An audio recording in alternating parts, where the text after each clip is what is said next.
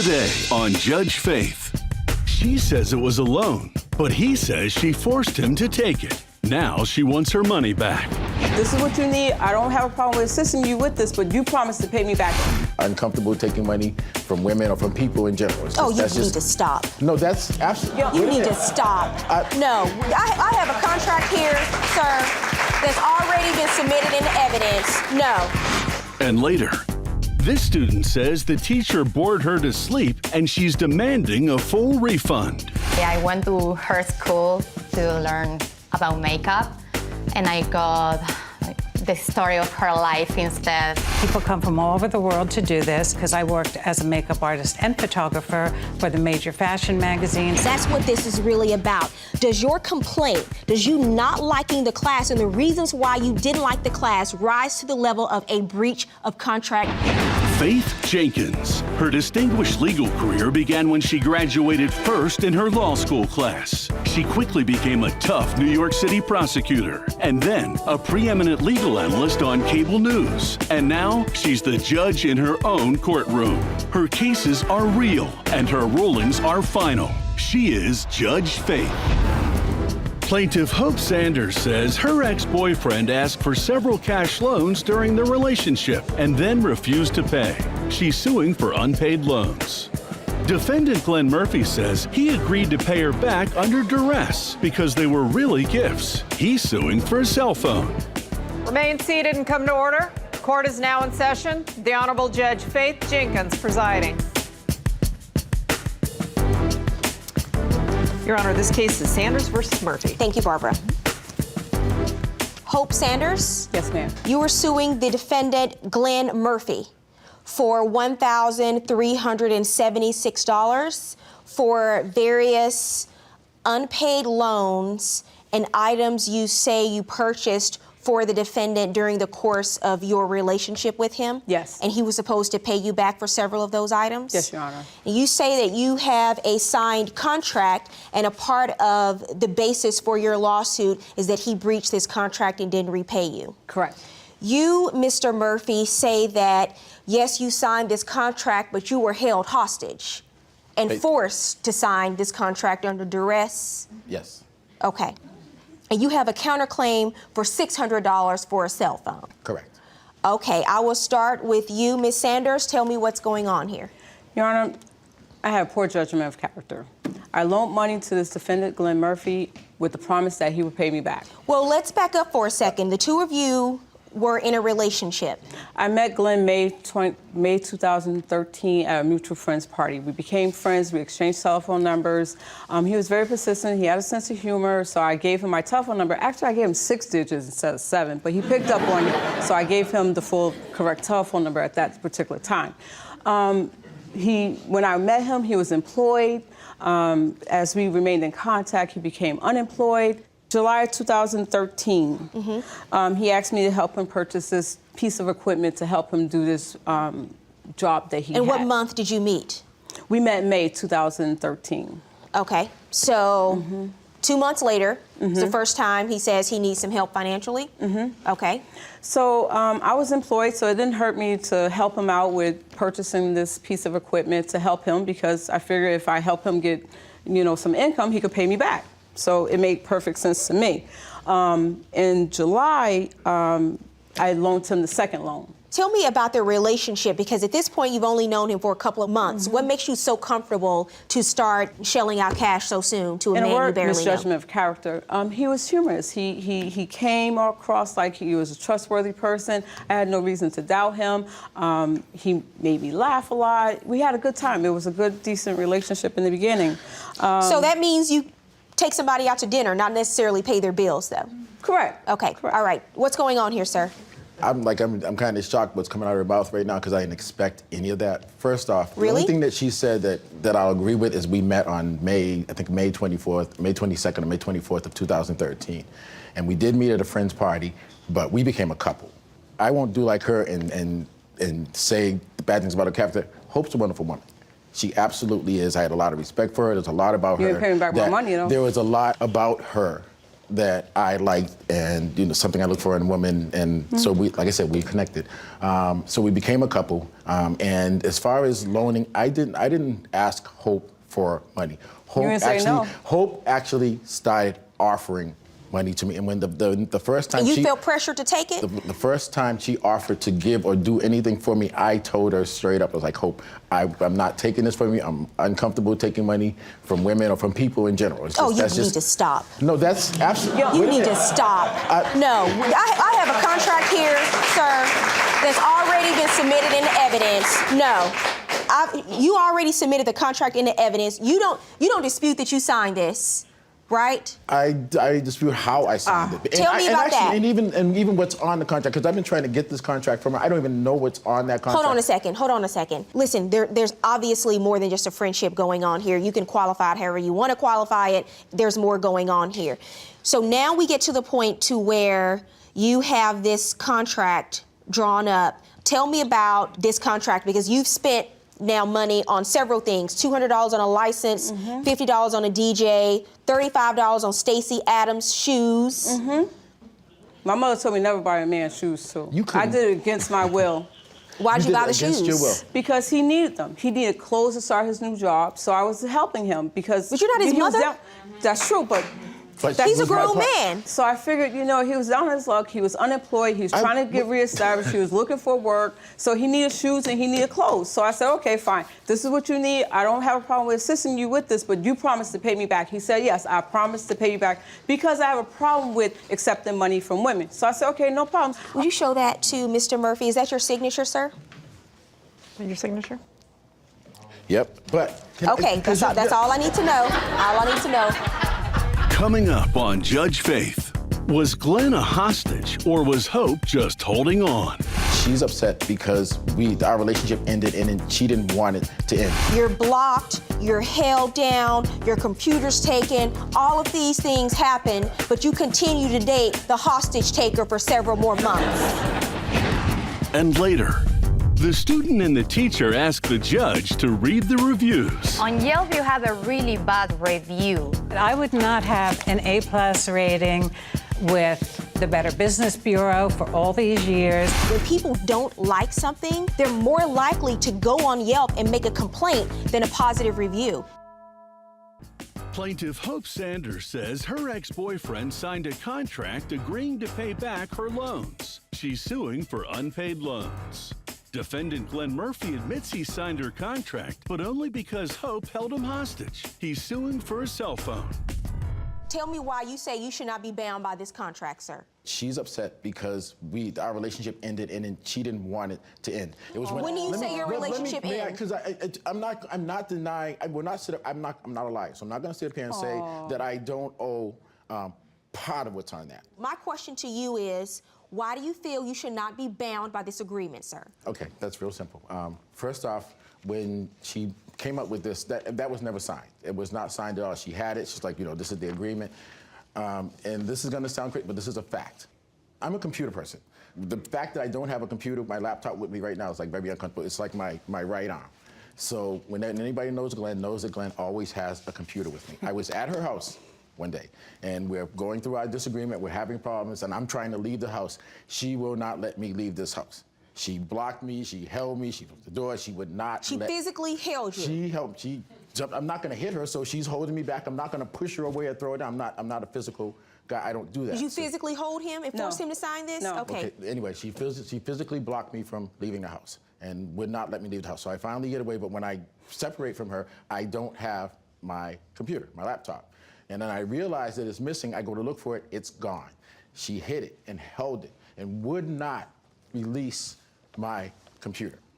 Would not. So that's the hostage and duress part of your claim. And so when did you sign this, sir? There are things that I will not say because I don't badge women that Hope has done. When did you sign this? I couldn't even, it was that day, whatever day it was. Because it doesn't mean, we were a couple. You weren't held hostage? I signed it because I wanted to get out of that house. I wanted to get away. I was like, you know what, here, take this. I'll sign it, whatever you want. And so that was in December of 2013. I couldn't even give you a date. And so you say, no, I'm looking at the date on the agreement. And so you say December of 2013, you're blocked, you're held down, your computer's taken, all of these things happen, but you continue to date the hostage taker for several more months. I sure did, because I'm stuck. Can you really tell me, and this is a fact for everybody, that people don't stay in sick relationships for whatever reason? And I did. And I stayed in this relationship a lot longer. Sir, let me tell you, you want to call this relationship a sick relationship? If you knew some of the things that I went through in this relationship, well, you'd call I'm it looking sick at, she bought you a $200 license, a $50 DJ microphone, Stacey Adams shoes. Seems like you had it going pretty good to me. I have receipts, Your Honor. She did not purchase all that receipts, stuff. Your Honor. What proof do you have that you paid back any of this money, sir? My word? This is the first time you've been quiet this entire day in court. No, because I'm sitting there, because I'm still in shock. I'm still in shock about this Your whole Honor, thing. but that's not all that I loaned, which is the $1,010. What's your counterclaim about? And most of the what is stuff your counterclaim about, sir? $600 for a cell phone plan. The $600, because she was having a problem with her cell phone, and so what I did was I was getting a new phone because my phone went down, and I got a phone for her on my business account. And when we got the phone, you know, Hope has a different kind of personality. So I was uncomfortable with her. I allowed her to get out to take the phone number and go to her own contract. But in doing that, I incurred a $600 cell phone bill. Like I'm paying on the cell phone right now. Who has the phone? As far as, well, the phone is broken. That's the other thing. She broke the phone before I got the phone, and I still have the contract. And we had discussed this. Is that true? Your Honor, he took the phone from me after it broke. I didn't take the phone. And he took it, he erased the data from the phone. He didn't give me an opportunity to clean off my information. How can you sit here and lie like this, Hope? You know, you're supposed to be a church-going woman, and you really... He cleaned the phone from all my information. Okay, I'm done. I've heard enough. Your counterclaim is dismissed. For you said when you came in, you misjudged his character. You made some mistakes. Sometimes we have to pay for our mistakes and learn from our mistakes. What you do have is a contract here. I do not believe that he was held hostage and signed this contract under duress, ma'am. I'm going to order him to pay you back the full amount of this contract, $1,010, judgment for the plaintiff. Good luck. Thank you.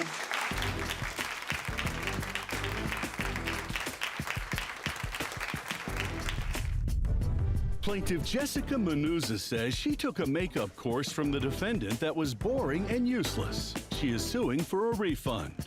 Defendant Amy Ward says she's been a makeup artist for over 30 years with no complaints and doesn't know because she gave the plaintiff what she paid for. Jessica Menuza, you were suing the defendant Amy Ward for $2,500. You were a student in a makeup course that she taught? Yes. And you want to be refunded the amount that you paid for the course? Yes. Okay, tell me what's going on. Well, basically, I went to her school to learn about makeup, and I got the story of her life instead.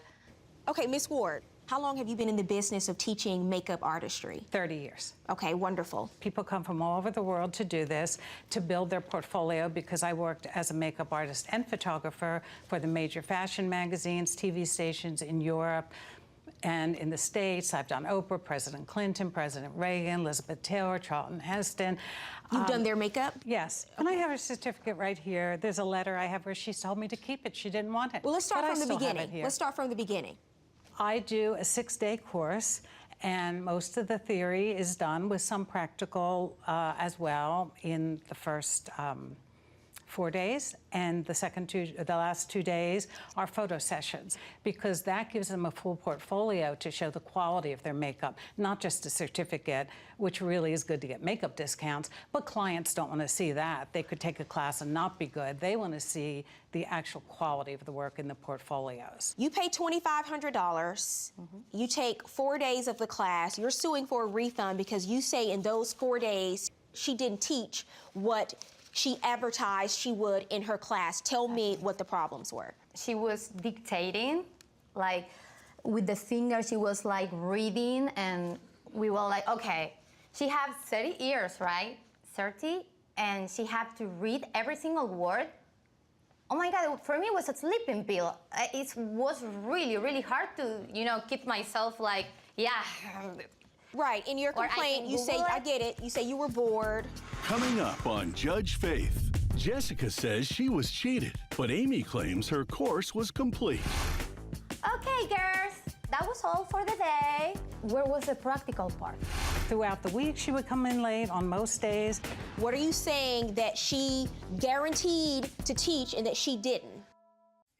Plaintiff Jessica Menuza says she took a makeup course from the defendant and learned nothing. She is suing for a refund. Defendant Amy Ward says she owes nothing because the course was complete and the plaintiff was a terrible student. What are you saying that she guaranteed to teach and that she didn't? Where was the practical part? You tell me. What was going well, on? I don't know. You Every should ask her too, afternoon. because she said, oh, I did that. I show you, for example, this is the eye, and she was like, okay, you start like this. I never saw that you put makeup up like this. So you don't drop powder, and then, okay, girls, that was all for the day. And I'm like, okay, but you say you're going to set, you know, Okay, do this and Miss that. Ward, tell me what's going on here. Okay, none of that. Throughout the week, she would come in late on most days. She left early on the Friday, which is the day where I say, anything you want me to go over again, I'm happy to go over it. You brought in photos of your work. Let's look at them on the flat screen. I understand you submitted them to the court. This is work that I did the photography, so their pictures have their makeup work and my photography. On Yelp, you have a really bad review. I had That said one from someone like exactly, you. and And you what does have that mean? five. What does that The mean other if ones someone? are five. What does that mean that someone writes a bad review on Yelp? What does that mean? It means, like, she said the same stuff like I said. I would not have an A+ rating with the Better Business Bureau for all these years. I would How not long have you been teaching the class? In California, 16 years, and before that on the East Coast, and before that in London. And I have loads of testimonials on my website, on Yelp. You brought in a witness? Yes. Let me hear from your witness. Okay. Coming in and step forward, please. Hi, what's your name, ma'am? Gwen Bernardo. And how do you know the plaintiff, Ms. Menuza?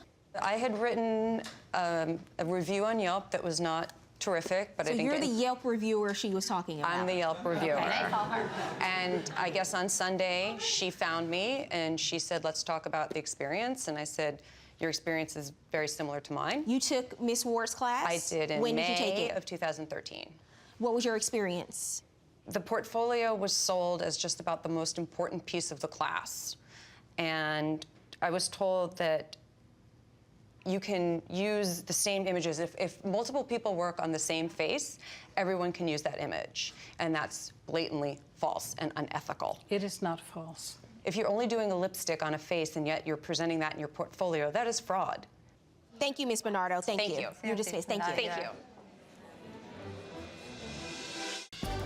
And now, Judge Faith rules. Okay, that witness really didn't help your case. You found the other Yelp reviewer.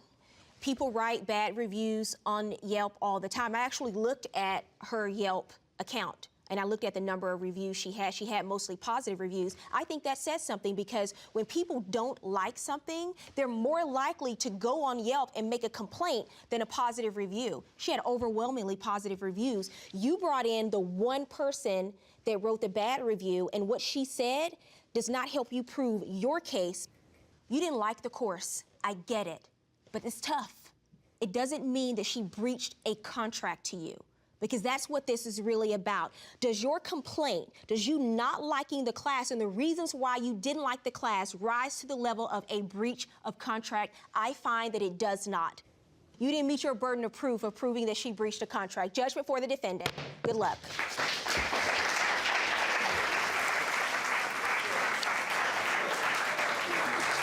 Here is your certificate. You're welcome to have it. Yeah, I'm going to throw it away after work.